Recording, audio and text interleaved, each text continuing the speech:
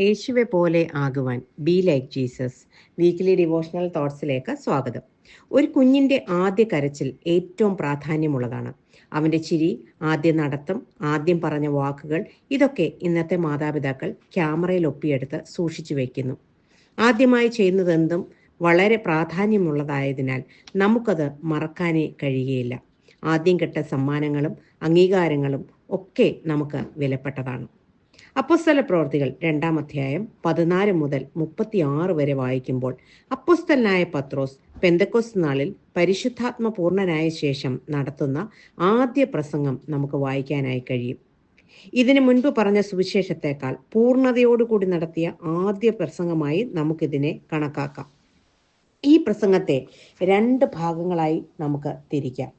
ഒന്ന്, കേട്ടവർക്ക് പരിശുദ്ധാത്മാവിൻ്റെ വരവിനെക്കുറിച്ച്, വാഗ്ദത്തത്തിനെക്കുറിച്ച് വിശദീകരിക്കുന്ന ഭാഗം. രണ്ടാമതായി, യേശു കർത്താവ് രക്ഷിതാവ് അല്ലെങ്കിൽ മിശിഹ എന്ന് തെളിയിക്കുന്ന ഭാഗം. തൻ്റെ പ്രസംഗം പത്രോസ് തുടങ്ങുന്നത് ഇങ്ങനെയാണ്: പരിശുദ്ധാത്മാഭിഷേകം പ്രാപിച്ച 120 പേർ അന്യഭാഷകളിൽ സംസാരിച്ചത് കേട്ട ജനം ചിന്തിച്ചത് പല രീതിയിലായിരുന്നു. അവർ പുതുവീഞ്ഞ് കുടിച്ച് ലഹരി പിടിച്ചവർ എന്ന് പരിഹസിച്ചു. അവരുടെ ചിന്താഗതിയെ തകർക്കും വിധം പത്രോസ് ഇവിടെ വാദിക്കുന്നു. ഇപ്പോൾ പകൽ 3-ാം മണി നേരമേ ആയിട്ടുള്ളൂ. ഒരു യഹൂദൻ ശബത്ത് നാളിലോ ഒഴിവു ദിവസങ്ങളിലോ രാവിലെ 9 മണിക്ക് മുമ്പായി ഒന്നും തിന്നുകയോ കുടിക്കുകയോ ചെയ്തിരുന്നില്ല. ഇവിടെ കൂടിയിരുന്ന യഹൂദന്മാർ യഥാർത്ഥ യഹൂദന്മാരാണ്. ആയതിനാൽ തന്നെ പുതുവീഞ്ഞിന്റെ ഫലമായല്ല, പരിശുദ്ധാത്മാവിന്റെ നിറവിനാലാണ് ഇത് സംഭവിച്ചത് എന്ന് ഇവിടെ പത്രോസ് പറയുന്നു. വെറുതെ പറഞ്ഞു പോവുകയല്ല, തിരുവെഴുത്തുകളിൽ നിന്ന് വാക്യങ്ങളെടുത്ത് തങ്ങളുടെ മേൽ വന്നത് പരിശുദ്ധാത്മാവ് തന്നെയാണെന്ന് പത്രോസ് ഇവിടെ തെളിയിക്കുകയാണ്. 17 മുതൽ 21 വരെ വാക്യങ്ങൾ വായിക്കുമ്പോൾ യോവേൽ പ്രവചനം 2-ാം അധ്യായം 28 മുതൽ 32 വരെയുള്ള വാക്യങ്ങളാണ് അതെന്ന് നമുക്ക് മനസ്സിലാക്കാം. അന്ത്യകാലത്ത് ഞാൻ സകല ജഡത്തിന്മേലും എൻ്റെ ആത്മാവിനെ പകരും. എന്താണ് ഈ അന്ത്യകാലം? ഒരു യഹൂദനെ സംബന്ധിച്ചത് അന്ത്യകാലം മശിഹായുടെ വാഴ്ചയാണ്. നൂറ്റാണ്ടുകളായി അവർ കാത്തിരുന്ന നിമിഷം. എബ്രായ ലേഖനം 1-ാം അധ്യായം തുടങ്ങുന്നത് ഇങ്ങനെയാണ്: ഈ അന്ത്യകാലത്ത് തൻ്റെ പുത്രൻ മുഖാന്തരം സംസാരിക്കുന്നു. അപ്പോൾ നാം അന്ത്യകാലത്താണിപ്പോൾ ജീവിക്കുന്നത്.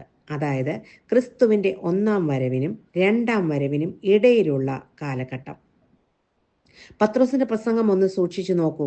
തൻ്റെ കേൾവിക്കാർ ആരെന്നും അവരുടെ ചിന്താഗതി എന്തെന്നും മനസ്സിലാക്കി പ്രസംഗിക്കുമ്പോൾ മാത്രമേ ഒരു പ്രസംഗകൻ ആത്മനിറവിൽ പ്രസംഗിക്കുന്നു എന്ന് നമുക്ക് മനസ്സിലാക്കാൻ കഴിയൂ. തുടർന്ന് പത്രോസ് 22-ാം വാക്യത്തിൽ പറയുന്നത് യേശു ക്രിസ്തുവിനെ പറ്റിയാണ്. യേശു എന്ന വ്യക്തിയെ ഇസ്രായേൽ പുരുഷന്മാർക്ക് പത്രോസ് ഇവിടെ പരിചയപ്പെടുത്തുന്നു. നസ്രായനായ യേശു നിങ്ങളുടെ നടുവിൽ ചെയ്ത ശക്തികളും അത്ഭുതങ്ങളും അടയാളങ്ങളും, ഇതൊക്കെ യേശു ചെയ്തതെല്ലാം അവരുടെ നടുവിൽ തന്നെയായിരുന്നു. എന്നിട്ടും ദൈവം അയച്ച പുത്രനെ അവർ അംഗീകരിച്ചില്ല. ക്രൂശൊരു ശാപമായി എണ്ണിയിരുന്ന യഹൂദന്മാർക്ക് യേശു റോമാക്കാർ ഒരുക്കിയ ക്രൂശിൽ മരിച്ചു എന്നത് യേശുവിനെ മശിഹയായി അംഗീകരിക്കാൻ കഴിയാത്ത ഒരു തടസ്സമായിരുന്നു. അവരുടെ മനസ്സിൽ മഹത്വത്തോടെ ശക്തിയോടെ വരുന്ന ഒരു ക്രിസ്തുവിനെയാണ്, മശിഹയെയാണ് അവർ കരുതിയിരുന്നത്. എന്നാൽ യേശു ദരിദ്രനായി ഒരു ദാസനായി വന്നു, കുറ്റവാളിയായി ക്രൂശിൽ മരിച്ചു. ക്രൂശ് യഹൂദന്മാർക്ക് ഇടർച്ചയായിരുന്നു.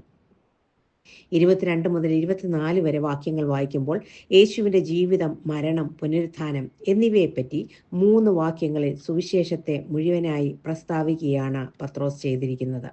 ഇത് 3 കൂടുമ്പോൾ മാത്രമേ, ഇനി കർത്താവ് വരും എന്നതും കൂടി ചേർക്കുമ്പോൾ മാത്രമേ ഒരു സുവിശേഷം പൂർണ്ണമാകുന്നുള്ളൂ. മരണത്തിന് അവനെ പിടിച്ചു വയ്ക്കുക അസാധ്യമായിരുന്നു. ദൈവം മരണപാശങ്ങളെ അഴിച്ച് യേശുവിനെ ഉയർപ്പിച്ചു. ക്രൂശിൽ മരിച്ച യേശുവിൻ്റെ ശരീരത്തിന് എന്ത് സംഭവിച്ചു എന്നറിയാൻ എല്ലാവർക്കും ആഗ്രഹമുണ്ടായിരുന്നു. കൂടി വന്ന ജനത്തിൻ്റെ അകത്തുണ്ടായിരുന്ന 2-ാമത്തെ സംശയത്തിനും പത്രോസ് ഇവിടെ മറുപടി നൽകുകയാണ്.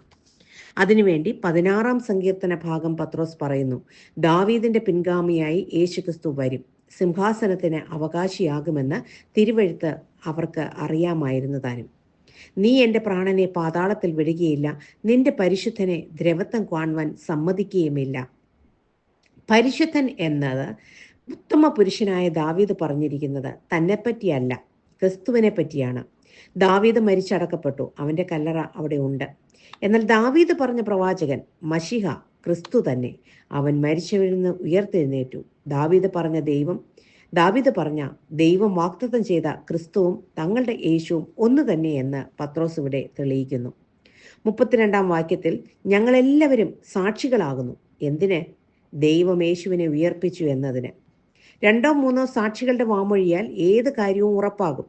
യേശു സ്വർഗത്തിലേക്ക് പോയി പരിശുദ്ധാത്മാവെന്ന വാഗ്ദത്തം വാങ്ങി ഞങ്ങൾക്ക് പകർന്നു തന്നു. അതാണ് നിങ്ങൾ ഈ കണ്ടതും കേട്ടതും. എത്ര വ്യക്തമായാണ് പത്രോസ് ഇവിടെ കേൾവിക്കാർക്ക് വിശദീകരിച്ച് നൽകുന്നത്. യേശു ഇപ്പോൾ എവിടെ എന്നുള്ള ചോദ്യത്തിനും പത്രോസ് തിരുവെഴുത്തുകളിൽ നിന്ന് തന്നെ വ്യക്തമാക്കുന്നു. 110 സങ്കീർത്തനം, ഞാൻ നിന്റെ ശത്രുക്കളെ നിന്റെ പാദപീഠമാക്കുവോളം നീ എൻ്റെ വലത്തുഭാഗത്ത് ഇരിക്കുക. ആകയാൽ നിങ്ങൾ ക്രൂശിച്ച ഈ യേശുവിനെ ദൈവം കർത്താവും ക്രിസ്തുവുമാക്കി വെച്ചു. എത്ര മനോഹരമായ പ്രസംഗം! തുടക്കത്തിൽ സംശയത്തിനും ഊഹാപോഹങ്ങളും ഒക്കെ ഉണ്ടായിരുന്ന അവരുടെ സംശയങ്ങളും ഊഹാപോഹങ്ങളും ഒക്കെ നീക്കി തിരുവെഴുത്തുകൾ അടിസ്ഥാനപ്പെടുത്തി സത്യസുവിശേഷം വളരെ വ്യക്തമായി പറയാൻ പത്രോസിന് എങ്ങനെ സാധിച്ചു? ചിന്തിച്ചിട്ടുണ്ടോ? 3.5 വർഷക്കാലം ലോകം കണ്ട ഏറ്റവും വലിയ പ്രാസംഗികനോടൊപ്പമായിരുന്നു പത്രോസ് നടന്നിരുന്നത്. ചെറുതും വലുതുമായ പല പ്രസംഗങ്ങളും കേട്ടവൻ മാത്രമായിരുന്നു. എന്നാൽ പെന്തക്കോസ്ത് നാളിൽ ആത്മാവുള്ളിൽ വന്നപ്പോൾ പത്രോസിൽ നിന്ന് വന്ന പ്രസംഗവും യേശുവിന്റെ അതേ ആത്മാവിനാൽ നിന്ന് തന്നെയായിരുന്നു. തൻ്റെ കേൾവിക്കാർ ആരെന്നും അവരുടെ മുമ്പിൽ യേശുവിന്റെ സത്യസുവിശേഷം എങ്ങനെ അറിയിക്കണമെന്നും പത്രോസിന് പരിശീലനം നൽകിയത് മറ്റാരുമല്ല, യേശുവും പരിശുദ്ധാത്മാവും തന്നെയാണ്. ഇന്നും കേൾവിക്കാരെ മനസ്സിലാക്കി അവർക്ക് വേണ്ട സന്ദേശം പകരാൻ കഴിയുന്നവരാണ് യഥാർത്ഥത്തിൽ സുവിശേഷ പ്രസംഗകർ. തിരുവെഴുത്തുകളിൽ നിന്ന് തന്നെ സംസാരിക്കണം.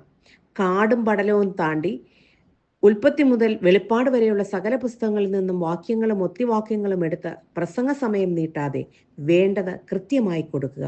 അപ്പോൾ മാത്രമേ ഹൃദയത്തിനകത്ത് വചനം പ്രവർത്തിക്കൂ. ഓരോ സുവിശേഷകരും ആത്മപൂർണരായി ദൈവാത്മാവ് നയിക്കുന്നത് പോലെ വിവേകത്തോടെ ബുദ്ധിയോടെ വചനം പ്രസ്താവിക്കാൻ ഇടയാകട്ടെ എന്ന് നമുക്ക് പ്രാർത്ഥിക്കാം. ഈ പ്രാർത്ഥനയോടെ ഇന്നത്തെ ധ്യാന ചിന്ത ഇവിടെ അവസാനിപ്പിക്കുന്നു. God bless you all.